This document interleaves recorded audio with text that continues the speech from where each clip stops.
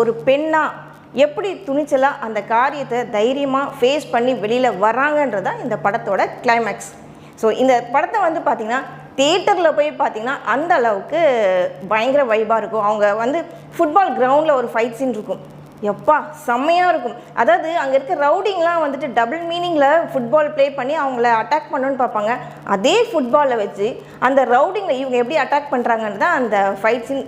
அந்த fight scene பார்க்கும்போதெல்லாம் பார்த்திங்கன்னா நம்ம பாலையா சார் ஞாபகம் வராரு, நம்ம சிங்கம் சூர்யா ஞாபகம் வராரு. இன்னொரு இடத்துல ரொம்ப ஒரு எமோஷனலான விஷயம் என்னென்னு பார்த்தீங்கன்னா, மினிஸ்டர் இறந்துருவார். அந்த இடத்துல அரைக்கம்பத்தில் கொடி பறக்க விடணும்னு சொல்லுவாங்க.